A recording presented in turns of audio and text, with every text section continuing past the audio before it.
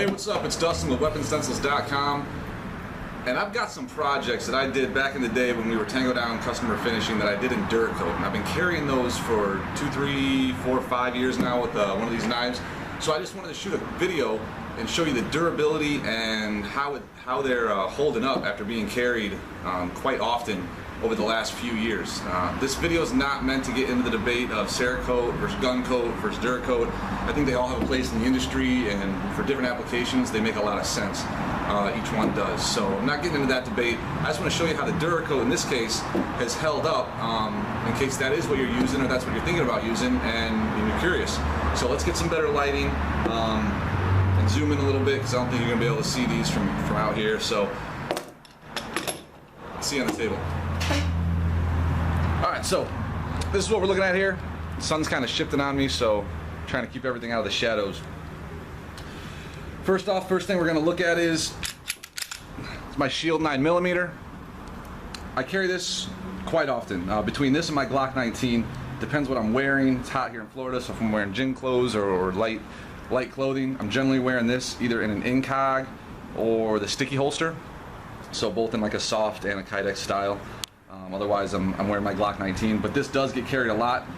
This and the knife were done at about the exact same time, about 3 years ago, I would say. So, and I didn't clean any of these. I didn't prep these for the video. I didn't try to like make anything look better. I literally pulled these out of the safe or off my desk and just threw them in the video. So as you can see, they're not exactly they're clean. So that being said, I didn't do the slide on this gun. All I did was the frame. I did a little color fill in here, but that's not really what we're talking about. As far as Duracoat goes, man, like it holds up on polymer really well. I used to do a lot of PMags, a lot of like polymer stuff, and it really holds up well. It soaks into that kind of stuff. There's something to be said for that because it's easy. So, looking at everything now, you know, the face of the frame, there's really not much wear at all. Where you're gonna see the wear is over here in the trigger guard, where the holster contacts it in and out. Same thing over here on this side, if you can see it. And then back here on the back strap, probably because this thing is that's probably the most exposed part when it's not in the holster. This thing, if I'm wearing this, I'm probably wearing lighter clothing, so I'm not wearing an undershirt. It's, you know, sitting up against my body. It's South Florida, and as you can see, I'm sweating my balls off right now, if you can tell. So this gets a lot of sweat and debris on it, and it's held up real well. So I got no complaints about the Duracoat in this case. It's held up real nice. And this gun still looks sweet. This is a 3-color scheme, black, gray, and some blue faded in there. Out of the knife, the Spyderco here, like I said, done at the same time, G10 scales, and then just factory metal blade. There was no coating on this blade originally. Both of these projects were prepped in the blast cabinet with aluminum oxide and then hosed down basically with acetone and brake cleaner. So that's how I prepped everything. Kind of like your basic small shop type of preparation. Nothing crazy, but a little bit. So that being said, G10, again, a polymer type of material, soaks up the Duracoat. The face of the scales look great. I didn't do the clip. Then I'll show you why in a second. But where you're gonna see the wear is back here on the edges. Hard corners are always kind of a bitch, so those are the first things to wear, and that's where you're gonna see it. With the blade, the face of the blade still looks pretty good. You can see this thing gets used. I mean, I got it chipped up down here. I just saw that, and there we go.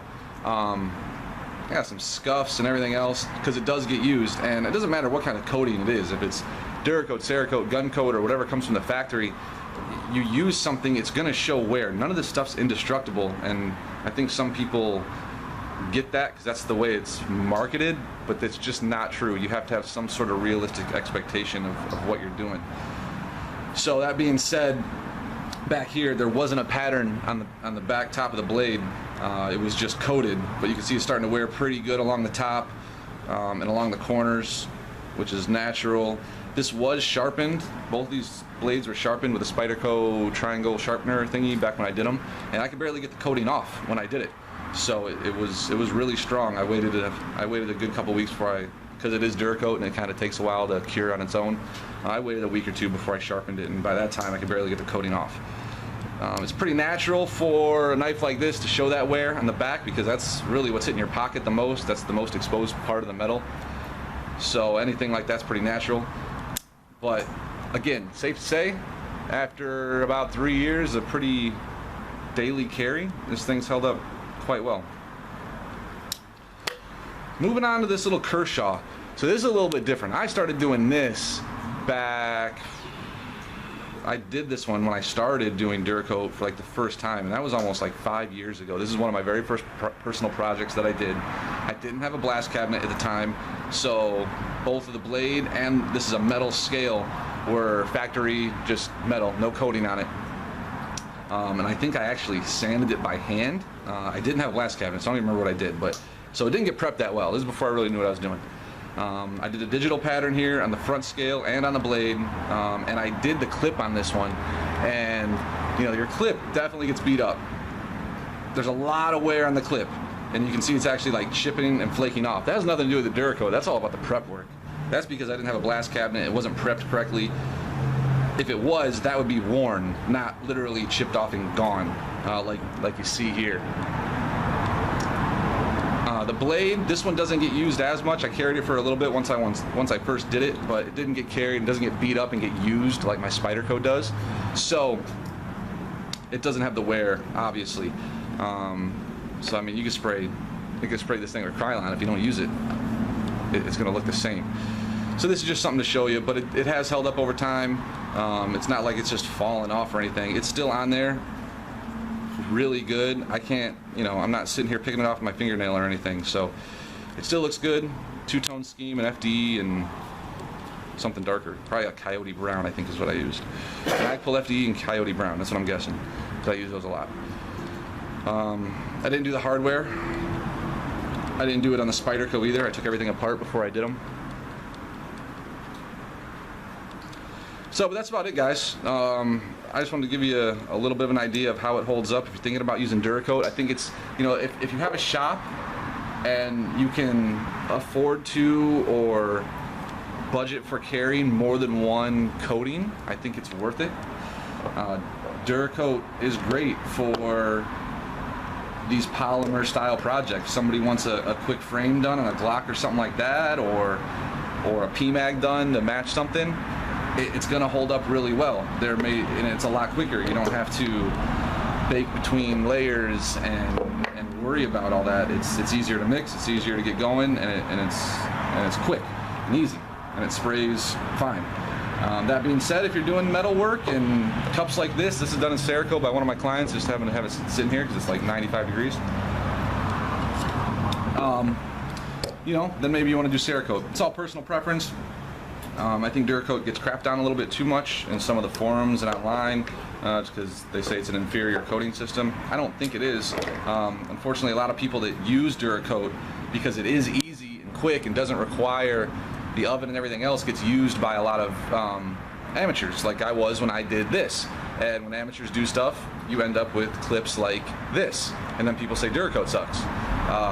But that's not really the case. I think if you give Duracoat to a very experienced applicator and somebody who knows what they're doing, you're going to have the same results you have with Cerakote, just with a different system. So just something to think about. Like I said, I really didn't want to get into this versus this versus this, because we could have like 400 comments down below,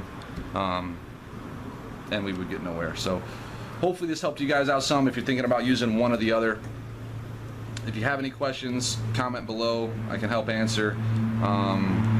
You know, anything about Duracoat or Cerakote or the stencils, obviously. These are my stencils that I use. So, and actually, here, quick story.